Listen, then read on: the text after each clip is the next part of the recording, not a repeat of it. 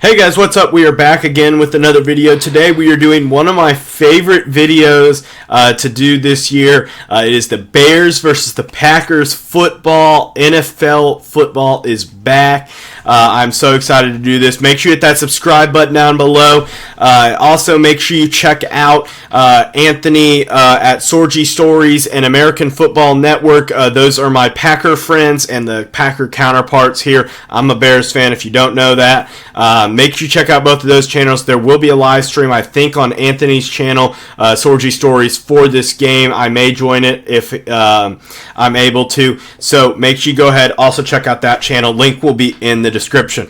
Also make sure that you like, subscribe, all that good stuff. But I don't want to delay too long. I am going to do a Bears prediction for every video or for every game throughout the year. So if you are a Bears fan, hit that subscribe button and hit the notification bell. I'll let you know when the next video is out. So let's go ahead, no waste more time, and let's get straight into it.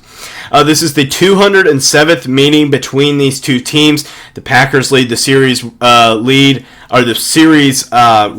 105 to 95 to 6. The Packers took the record over in 2007, but that was with Aaron Rodgers. This is not with Aaron Rodgers anymore.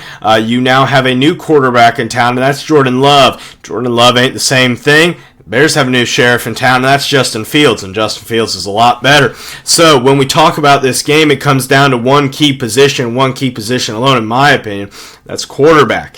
We're going to talk about quarterback here for a second, and we're going to go to some off-season recap because this is week one, and then we're going to go into a prediction at the very end of the video. If you want to skip around, you feel free. So when it comes to the quarterback battle, you have Jordan Love in his first ever true start as the starter. And he did have a previous start against the Chiefs, has played in previous games, or in more games than that. But at the end of the day, this is his first game as the true one starter. He's the starter no matter what, other than Aaron Rodgers getting COVID and playing in the Chiefs game and stuff like that. So when it comes down to it, I just don't have confidence that Jordan Love is going to be able to walk in a Soldier Field, be able to be ready and experienced and stuff like that. And this Bears defense is not as vaunted as it has been in years past. It's not the 2018 defense, that's for sure. It's not the 2008 defense. It's not even one of the earlier 2000 defense or stuff like that. This is not a vaunted unit. It's solid. The back end, particularly Jalen Johnson, Kyler Gordon, and even this year's pick, Tyreek Stevenson, I about forgot the name, and then Jaquan Brisker and Eddie Jackson to round out the secondary. It's a solid secondary with a lot of good pieces, all the second-round cornerbacks, and then the good safeties there in the backfield.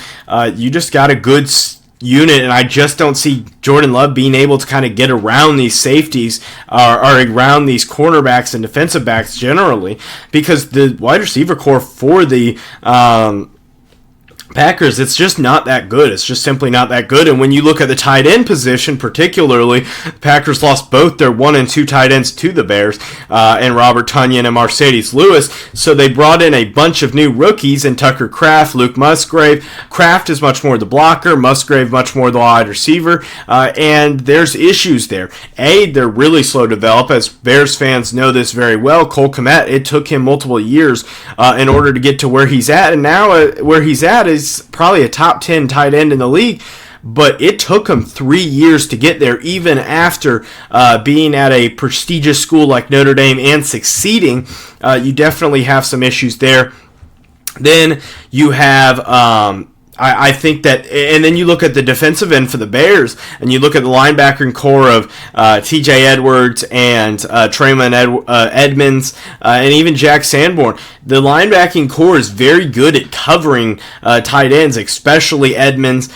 Is just lightning fast, big, strong, athletic. You're just not looking at a good combination when it comes to the receiving core. Then, on the other hand, when you look at the Bears wide receiver core in comparison, to the Packers wide receiver core, it looks a lot better for the Bears. Or it looks a lot worse for the Packers, a lot better for the Bears than it has in previous seasons, with DJ Moore, Darnell Mooney, Chase Claypool as the 1, 2, and 3, and then you have Cole Kmet as well at tight end. And this secondary, outside of Jair Alexander, you're replacing a lot of pieces. You got a lot of older pieces. You got a lot of new pieces. The secondary for the Packers could be a big issue, and with Justin Fields starting to turn it around in the passing end, I think, especially when you look at last year when he was able to finally get in a little bit of a rhythm and not be running for his life, that's going to be a big thing.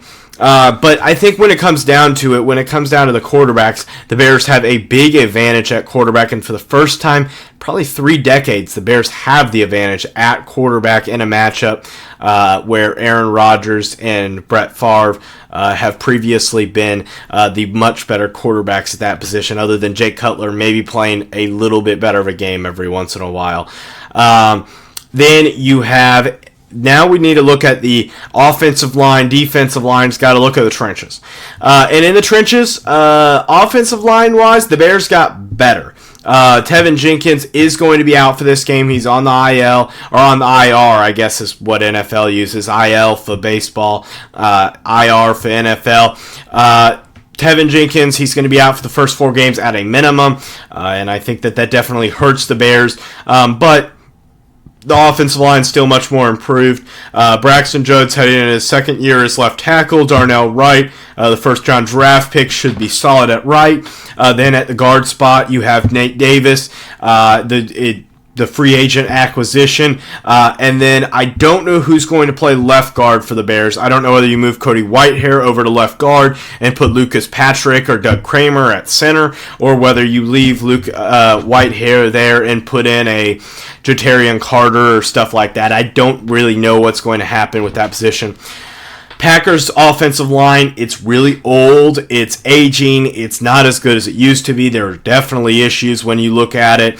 That's an advantage for the Bears when it comes to this matchup. But when you look at the defensive lines, especially the Bears defensive line, you're going to have issues with one thing in particular. It's going to be stopping the run. You had issues with it last year. It was one of the biggest problems the Bears had all last year.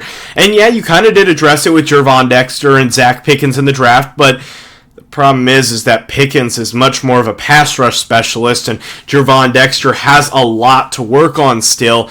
And even then, the guys that you have in Andrew Billings and then Justin Jones as the starters, you still have some issues there. Not exactly the high-end defensive tackles that you've had in the past, where Eddie Goldman at nose tackle, or an Akeem Hicks, or even a Roy Robertson Harris or something like that. These guys are solid, but not exactly the greatest. I know that most of those guys were in a 3-4 system, and this is 4-3, but still, point stands.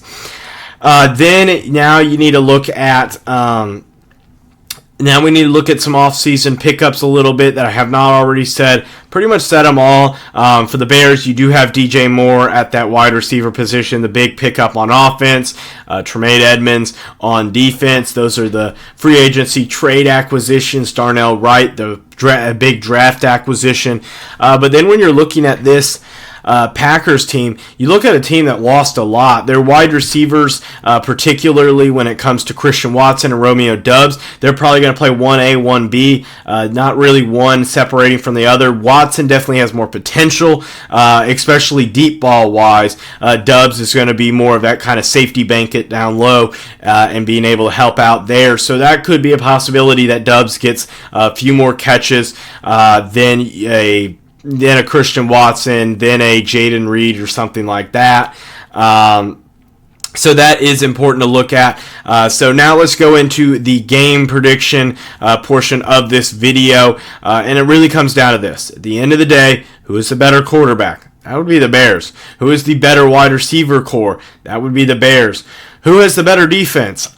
I'm going to go with the Bears on this one, mostly because of the secondary and just the back seven. The front four not so great. But the back seven, it's looking good. I think that the Bears, at the end of the day, do pull out the victory. 28-13 is what I'm going to go with. 28-13 as final score for this game. The Bears get a big Week 1 win against the Packers, and a win that could carry them into some momentum in this season as the Bears look to turn it around from a 3-14 finish. Packers look to change into a new era with Jordan Love.